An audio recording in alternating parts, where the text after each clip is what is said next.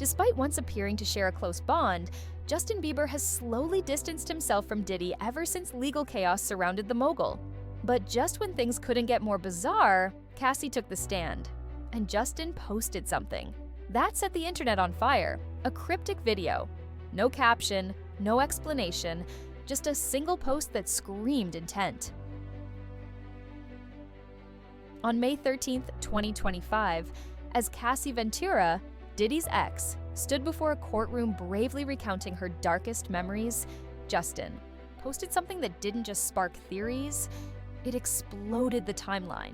A video so unsettling it felt like it was pulled straight from a psychological thriller. No filters, no glam, just him eating pizza. But the footage? It looked like security cam footage drenched in red lighting. It felt haunting. Now you might ask, why does that matter? Because one of the most damning allegations against Diddy involves surveillance footage. Secret cameras, hidden recordings, used for control, and worse. So why would Justin, on that exact day, post a video mimicking that style? This wasn't aesthetic coincidence, it was calculated. And Twitter knew it. Fast. Within minutes, the stan community decoded the vibes. Surveillance cam, red filter, during Cassie's testimony. The symbolism was deafening. The internet didn't miss. "He's speaking without saying a word," one fan commented. And it didn't stop there. That post hit 10 million views fast, with the comment section looking more like a group therapy circle than a fan page. People begged him to speak. Some urged him to testify. Others just sent support. "Interesting choice of food, we get it. Stay strong," read one. Another simply said, "Testify, King." But the rabbit hole only gets deeper. Even the pizza wasn't just pizza. Conspiracy theorists instantly tied it to, well, you already know, Pizzagate. A theory that's been dismissed by many but still manages to surface anytime something feels orchestrated. Was Justin saying more than we realized? Maybe not. But the timing was surgical. Posting that video on that day is like showing up to a Met Gala in your ex's exact outfit from last year. It might be subtle to some, but to those paying attention, it's loud as hell. And let's not ignore the trial itself. It's already exposed disturbing allegations about Diddy, including so-called freak-offs involving multiple partners, filmed allegedly for leverage or control. The red-lit surveillance aesthetic, that wasn't a creative choice.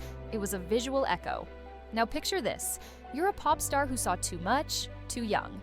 The person who may have played a role in those memories is now being dragged into the courtroom. You want to speak, but you can't. So instead, you signal. Could that be what Justin did? Hold on, because here comes the corporate cleanup. Just 3 days later, on May 16th, Justin's PR team ran damage control through TMZ. Their statement, "Justin is not one of Diddy's victims, and speculation only distracts from real survivors." Sure, classic PR spin. Deflect, deflate, disappear. It's the influencer equivalent of a Notes app apology with sad background music and a rescue. Cat in frame. But this wasn't the only red flag. A few days earlier, May 10th, Justin posted 13 videos to Instagram, talking about faith, asking God for help, mentioning fears of being exposed. Then, he deleted them all. Why post and delete unless you felt watched or warned? Something's not sitting right. Not with fans, not with us. Because here's the truth. Whether Justin was directly harmed or not, something happened. And the way he's been moving lately, it doesn't scream, "I'm fine," it screams, "I'm trying to process what the hell happened to me. Let's rewind." Because once you look at the footage of young Bieber with Diddy, with the lens we have now, it hits totally different. It's no longer nostalgic, it's nauseating. These aren't blurry conspiracy clips. They were publicly shared, promoted, packaged as fun, but in hindsight, the tone is anything but playful.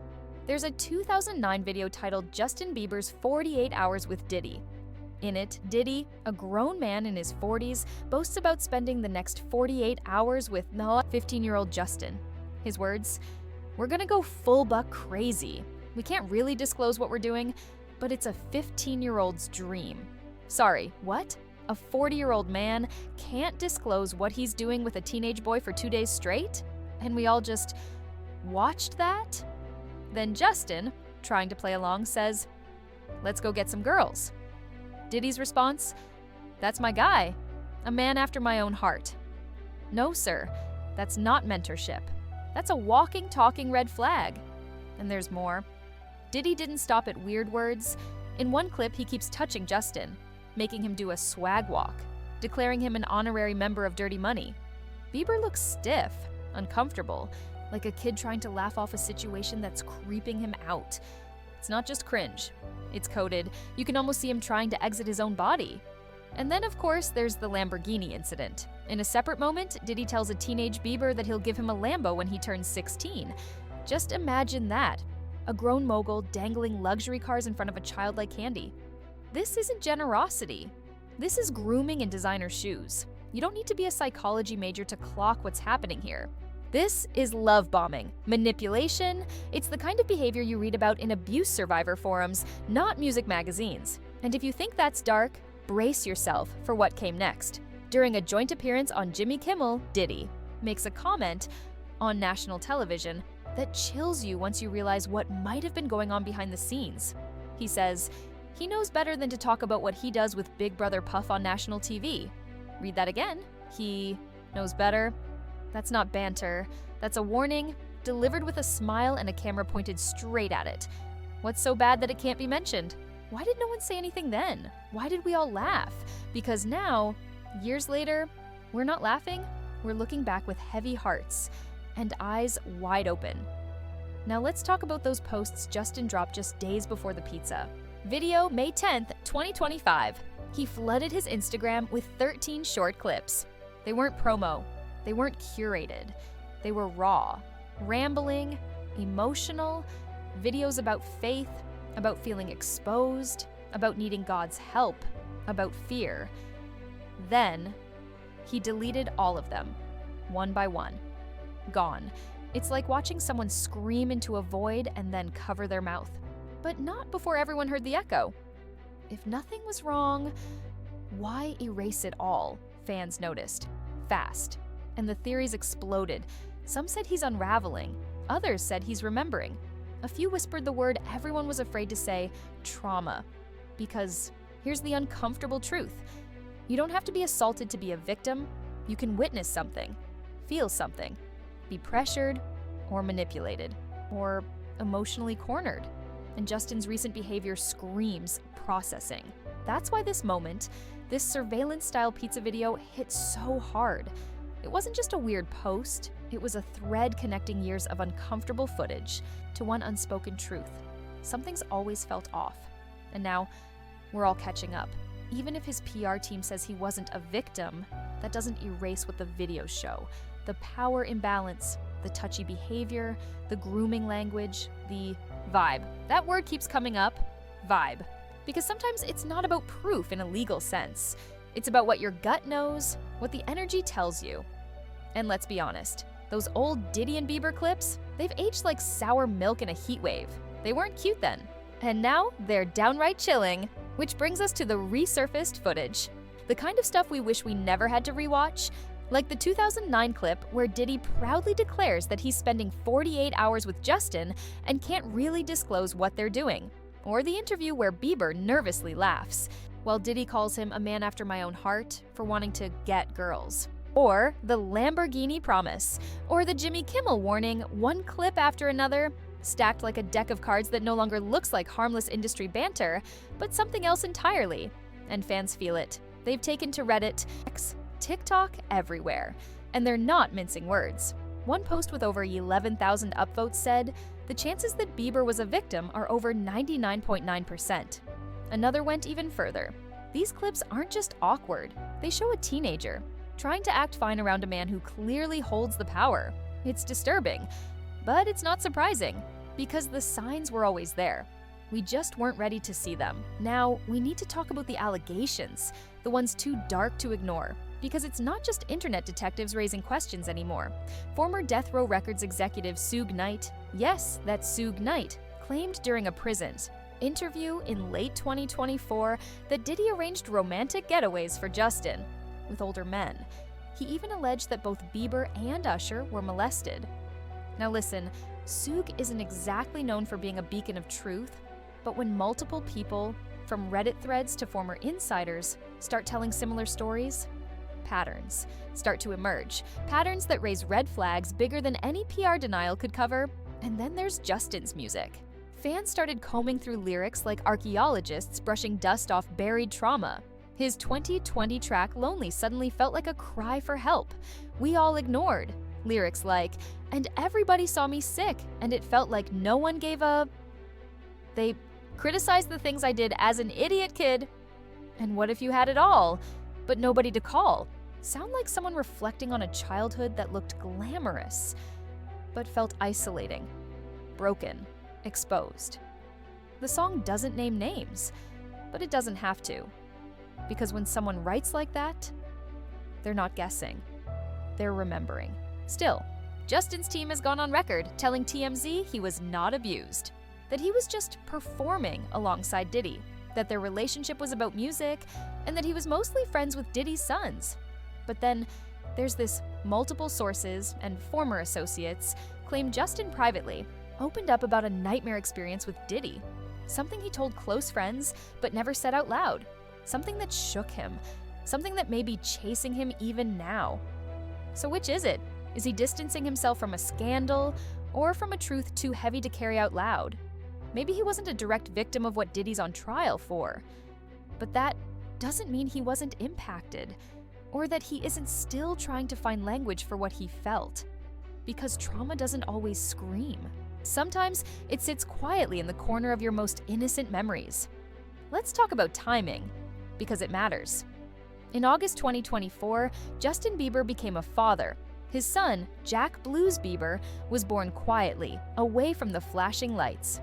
And suddenly, everything changed. When you become a parent, your entire worldview resets. You don't just see your child, you see yourself at that age, the innocence, the vulnerability, the wide-eyed trust. And maybe, just maybe, that reflection is what's hitting Justin hardest. Because now, he's not just a superstar. He's a father protecting a child. And looking back at the footage of his own teenage years with Diddy, it's clear something wasn't right. That surveillance-style pizza video, it's not just a cryptic post, it's a mirror. A coded scream. He's telling us, and maybe himself. I see it now. Sources close to Justin say he's completely disgusted by the current scandal, that he wants to focus on protecting his peace, protecting his family. But how do you protect your son from a world that once wounded you? There's something full circle and heartbreaking about watching someone become a parent while reckoning with their own unhealed childhood. Even if he wasn't a direct victim, the evidence, the footage, the language, the vibe shows a deep imbalance. A relationship that was, at best, wildly inappropriate. At worst, something much darker. And that's not just speculation. That's survival instinct screaming through a camera lens, because the music industry doesn't just groom talent. It grooms silence. And Justin, he's trying to break that pattern. One post at a time, one deleted clip at a time. One unsettling memory at a time. Now zoom out, because this isn't just about Justin, or Cassie, or even Diddy. This is about the machine, the structure, the system that's protected powerful men for decades, while feeding on young talent like a ritual. The music industry has long been a playground for predators in suits, promises of fame, contracts with invisible ink, coercion disguised as mentorship. Sound familiar? It should. Because what's happening now, with Diddy, with these courtrooms, with these allegations, is starting to feel a lot like the beginning of what happened in Hollywood. Remember Harvey Weinstein? It took one woman to break the silence. And then the floodgates opened.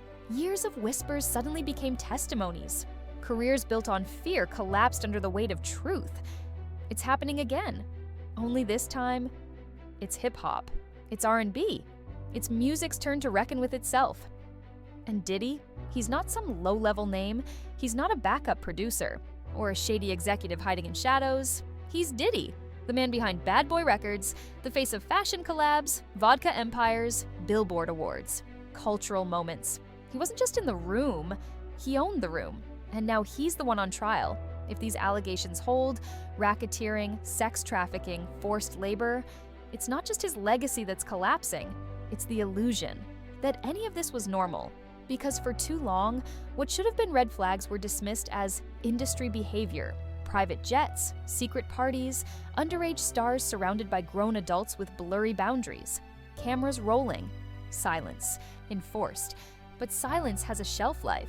And what we're seeing now? This isn't just cancellation, this is collapse. So let's set the courtroom scene. May 13th, 2025. Cassie Ventura takes the stand. And everything changes. Because for the first time, the world isn't just guessing, we're hearing her voice. Her truth. No PR filters, no TMZ blurbs, just raw, brutal memory. She describes the early days, when it was all music and promises. Then, the shift. The arguments, the bruises, the manipulation, the freak-offs, the drugs, the cameras, the coercion. She says she dissociated to survive, that she didn't even feel present during those encounters. She was watching her own life like a movie she never asked to star in. Let that sink in. That's not drama. That's trauma, and the timing, that's the day Justin posted his now infamous pizza surveillance video. Coincidence? Not likely. When someone you once knew, maybe feared, maybe admired, is finally facing consequences for what you might have seen, it does something to you. It shakes your memory loose, and it forces you to decide, stay silent or signal something. Justin chose to signal, and while Cassie spoke her pain into a courtroom mic, Bieber, violently, eerily, posted his truth as a coded visual. And the internet heard them both, because real ones always understand the language of survivors, even when it's unspoken. And if you think this is just about one testimony, think again. Cassie's story opened the floodgates. Over 60 civil lawsuits followed, each with its own horror story, its own timeline, its own proof. This wasn't a case. It was a collapse. And Justin's pizza video, that was a trigger, a release, a warning, a whisper into the storm. Let's break it down, because the charges against Diddy aren't some minor tabloid headline. They're the kind of accusations that send shockwaves through entire industries. Here's what the feds are saying. On September 16th, 2024, Diddy was arrested by federal agents in New York. The next day, he was formally charged with racketeering, sex trafficking, and the transportation of individuals for prostitution. And it didn't stop there. The indictment grew, expanding in January, March, and April of 2025. New charges: kidnapping, bribery, forced labor. A web of allegations that paints a picture not of isolated misconduct, but of a criminal enterprise. The government claims Diddy weaponized his empire, Bad Boy Records, Combs Global, and other companies, to exploit people. That what looked like parties and brand deals were actually cover for something far darker. Let that settle in. This isn't just about bad behavior, it's about organized abuse. Allegedly, he hosted freak-offs, elaborate, drug-fueled events involving multiple partners, often recorded without consent. The charges say narcotics like cocaine and MDMA were used to break down resistance, that recordings were archived, not for memories, but for leverage. That's not a party, that's a trap. One incident from 2016, caught on video, reportedly, shows Diddy attacking Cassie in a hotel hallway. That footage was shown to a jury. This isn't theory anymore. This is evidence. During the March 2024 raids on his homes, investigators seized over 1,000 bottles of baby oil and lubricant, plus narcotics, plus firearms, including AR-15s with scratched-off serial numbers. You don't need a detective badge to know that's not normal. That's not industry behavior. That's operation-level planning. The trial, United States versus Combs, officially began on May 12, 2025 in Manhattan. The courtroom is now ground zero for one of the biggest cultural reckonings music has ever faced. The prosecution, they're not holding back. In opening statements, they painted Diddy as a serial predator, someone who manipulated his wealth, his fame, and his reach to control others. The defense, playing the classic hits, deny, distract, discredit. They admitted to domestic issues, but denied racketeering, denied trafficking, said Cassie and others had financial motives. You know, the usual script, like saying, sure, I crashed the car, but I didn't steal the engine. Still a crime, bestie. Cassie's testimony? It wasn't just heartbreaking. It was historic. She didn't flinch, didn't sugarcoat. She took the stand and peeled back the shiny exterior the industry always hid behind. She said it started when she was 19, signed to Bad Boy Records. Young, hopeful, then came the isolation, the rules, the violent outbursts. She spoke about being hit, kicked, stomped, of being forced into freak-offs starting when she was 22, about using drugs just to survive the experience, just to numb the horror long enough to pretend it wasn't happening. One line in her testimony stopped the courtroom cold. "I dissociated to get through it. That's not performance. That's what survivors do." And yet, the defense came, swinging their tactic, classic deflection, highlight text messages, suggest affection, find inconsistencies in Cassie's dates or language, and twist them into a credibility attack. They pointed to one moment when she shifted the timeline of a specific assault, saying it happened in September, then later saying August. That, they claimed, proves she's lying, but anyone who's ever studied trauma or survived it knows the truth. Trauma distorts memory, but it doesn't erase truth. Victims often forget dates, not pain. They remember what they wore, how the room smelled, what their body did to stay alive. But the calendar, it's a blur. That's normal. What isn't normal? Demanding courtroom perfect. Accuracy from someone who lived through chaos, fear, and coercion. It's like saying a drowning person must remember what song was playing on the radio. Make it make sense, and even if Cassie had moments of confusion, the patterns, they're undeniable. The behavior, repetitive. The stories, too many to ignore. Her voice cracked, but she didn't break, because for the first time, she was speaking, not as Diddy's muse, not as an artist, but as a woman reclaiming her voice from a man who tried to steal it. And that voice, it's changing everything. Cassie wasn't the only one. As soon as she opened the door, others walked through it. Witnesses began lining up like lightning after thunder. People who'd stayed quiet for years, some in fear, others in shame. Now, finally speaking, on the very first day of the trial, two key witnesses stepped forward. A Los Angeles police officer confirming prior reports. A male review manager named Philip, who testified about strange encounters with Diddy starting in 2012. Each person added new threads to a tapestry of chaos, control, and coercion. And each thread confirmed what Cassie said wasn't just a one-time horror, but part of a pattern. That's what makes this case so dangerous. Not just for Diddy, but for the entire industry. Because if even a fraction of what's being alleged is true, then what we're looking at isn't just one man's downfall. We're witnessing the unraveling of a culture. The same way the Weinstein case pulled back the velvet curtain on Hollywood's rot, this trial is peeling back the glitter from music. And what's underneath?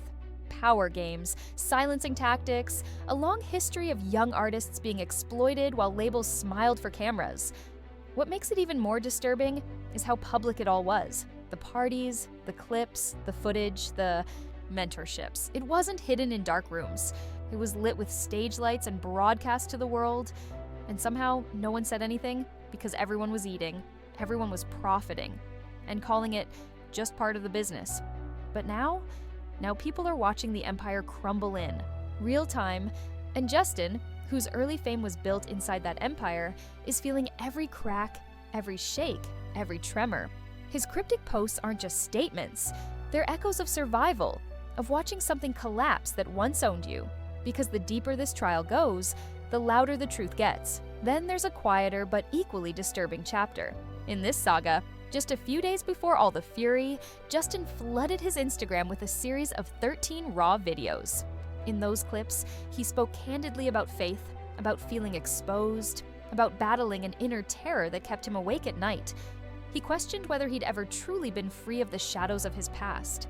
He spoke of a deep-seated fear, a fear of being seen for who he really was beyond the manufactured glitz of fame. And then, without warning, every one of those videos was deleted. Why delete such a personal outpouring? Because sometimes saying the truth on camera is the scariest act of all. Because vulnerability in an industry that thrives on spectacle becomes dangerous. Fans were left reeling, piecing together scraps of emotional confessions and asking, what is Justin really trying to tell us? It wasn't just a PR move or a momentary lapse. It was a window into a tortured soul, someone who, despite his superstar status, still wrestles with the overwhelming weight of his past.